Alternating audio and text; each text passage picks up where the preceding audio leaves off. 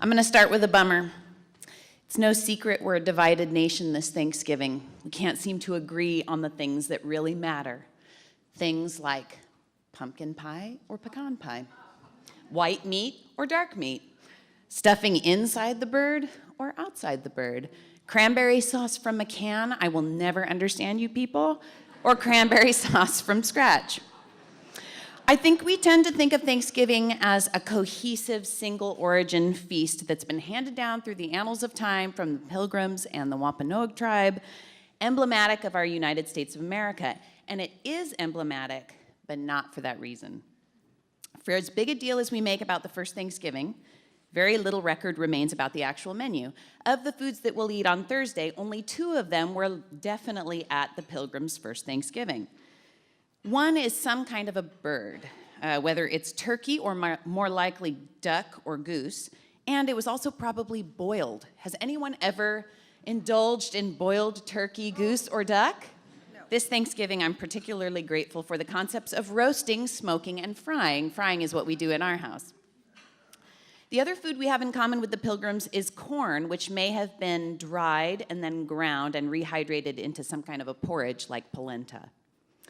Other foods at the first Thanksgiving probably included lobsters, clams, oysters, crab, because that was plentiful in the bay there, and venison. Oh, and pumpkin, but not as pie because wheat flour and butter were not available. Can you imagine a Thanksgiving without butter? What kind of a tragedy would that be? There would also be no tables, no chairs, and no cutlery. Guests most likely sat on the ground and ate with their hands, which we should all try, I think. So how did this classic meal become so ingrained in our national and culinary identity? We have 2 women to thank for that. One is Sarah Joseph Hale. She was a women's magazine editor who petitioned 3 different presidents over the course of 40 years, quite an undertaking, to establish a national day celebrating home, togetherness, and domesticity. Finally, Abraham Lincoln, good old Abe, was the one who assented. He was motivated to unify the nation during the darkest days of the Civil War, and in 1863, he made a proclamation that the last Thursday of November would be a national Thanksgiving holiday. In its earliest days, the custom was for the mistress of the house to sit at the head of the table and carve the bird. But how did that bird absolutely definitively become a turkey? The mid to late 19th century underwent a bit of Pilgrim fever after the printing of William Bradford's journals from Plymouth Plantation. The writer Jane Austen, Austin, not E-N, different Jane Austen, wrote in 1889 a very popular historical fiction called Standish of Standish, which embellished and reimagined the facts of the first Thanksgiving meal and forever cemented our menu in the national conscious, including a turkey centerpiece and stuffing inside. I would like to call that maybe the first bit of fake news that stuck. Only one single ingredient on our Thanksgiving table is actually native to the territory comprising the United States of America. Any guesses? Yes, cranberries are native to New England. Otherwise, the turkey is native to Mexico, so is pumpkin. Potatoes are native to South America, and corn, one of our most ancient foods, is native to Mexico and Central America.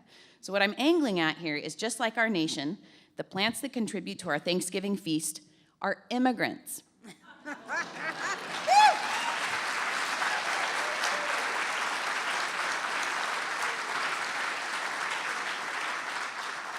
Immigrants that flourished in American soil under American sun.